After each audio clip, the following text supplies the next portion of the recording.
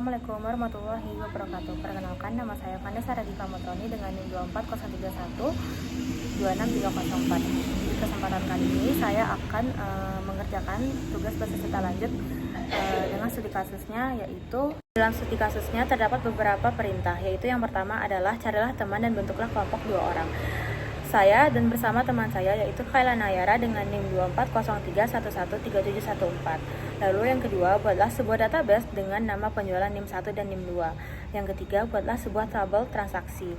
Yang keempat, yaitu buatlah sebuah database dengan 3 user, yaitu ada admin yang memiliki semua hak akses, yang kedua ada kasir yang hanya bisa menambah dan melihat data transaksi, yang ketiga yaitu ada supervisor, itu bisa melihat, menambah, dan menghapus data, yang terakhir yaitu lakukan proses remote dari satu komputer ke komputer lainnya.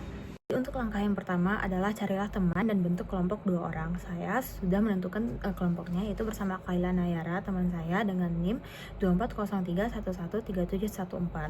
Lalu yang langkah kedua yaitu buatlah sebuah database dengan namanya yaitu penjualan NIM 1 dan NIM 2. Di sini saya membuat nama databasenya yaitu penjualan NIM 1 dengan NIM Khaila dan NIM 2 dengan NIM saya. Lalu buat seperti biasa, create database, use database. Lalu kita akan membuat tabel transaksinya. Untuk tabel transaksinya itu ada ID transaksi sebagai primary key, lalu ada nama pelanggan, lalu ada jumlah barang, dan ada metode pembayaran. Lalu kita akan, habis ini kita akan menginsert datanya seperti berikut.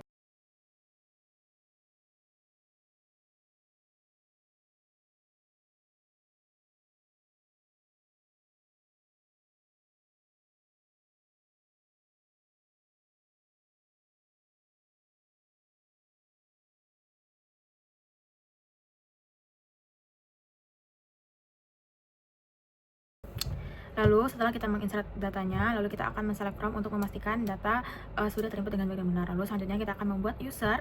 Karena yang pertama ada admin, lalu kita akan create user, terus nama penggunanya admin, terus ada add dan ada persen, terus identified by itu adalah passwordnya.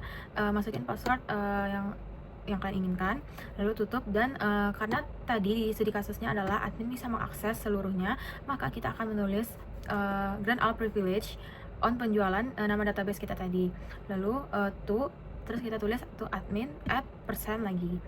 Lalu selanjutnya kita akan membuat user kasir juga. Nah, karena tadi kasir cuma hanya bisa melihat dan menambah data, maka dari itu kita akan pertama kita buat create usernya, terus nama penggunanya, add sama persennya, identified by kita masukin passwordnya. Lalu tadi seperti saya bilang, karena dia hanya bisa melihat dan menambah, maka di sini kita tulis grant select insert on nama database kita tadi. Lalu selanjutnya kita membuat user supervisor seperti tadi, supervisor add persen identified by passwordnya yang kalian inginkan. Lalu karena supervisor bisa men-insert, men-delete, bisa menghapus, bisa menambah, bisa men-select, jadi kita menggunakan grant select insert delete on nama database kita tadi. Lalu setelah itu di run semua dan kita akan pindah ke command line.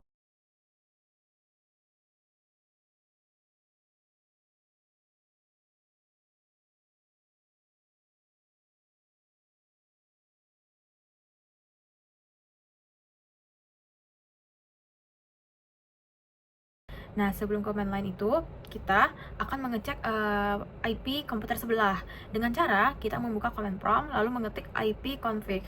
Terus setelah keluar IP-nya, lalu kita akan pergi membuka command line, lalu kita akan mengetik sistem MySQL, lalu minha, itu artinya hostingnya, lalu kita masukin IP-nya seperti yang di video ini, lalu kita akan min-u artinya yaitu username, ya username yaitu tadi ada admin yang pertama, kita akan mengakses yang pertama yaitu admin, lalu ditutup dengan password. Nah, lalu kita enter, dan setelah itu siswa akan meminta password dan kita akan kita akan menginput password yang telah kita buat di komputer pertama tadi. Masukin password, lalu tunggu beberapa saat, maka jika tampilannya seperti berikut, yaitu welcome to MySQL monitor, maka kita sudah bisa memonitor dari komputer lain. Lalu selanjutnya untuk mengubah-ubah datanya, kita akan menggunakan use penjualan, use database tadi yang kita buat di komputer pertama, yaitu di sini saya membuat use penjualan NIM Khaila dan NIM saya. Lalu sudah tercatat, lalu kita akan menambah datanya. Kita seperti di video ini saya akan menambah datanya itu dengan yang sama, ID transaksi, nama pelanggan, jumlah barangnya, dan juga metode pembayarannya. Lalu sudah, kita bisa juga karena kita di sini perannya masuk sebagai admin, maka kita bisa insert dan select. Nah, terlihat ya ini sudah tertambah datanya. Lalu selanjutnya kita akan masuk sebagai kasir.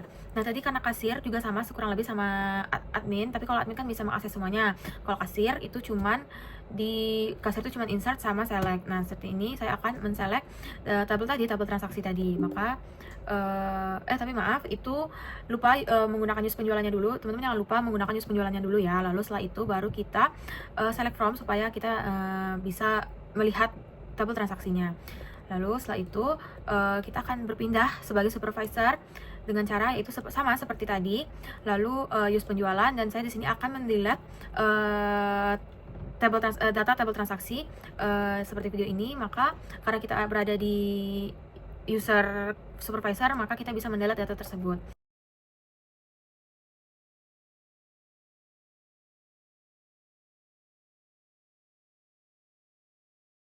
Sekian video penjelasan dari saya. Bila ada kesalahan mohon dimaafkan. Wassalamualaikum warahmatullahi wabarakatuh.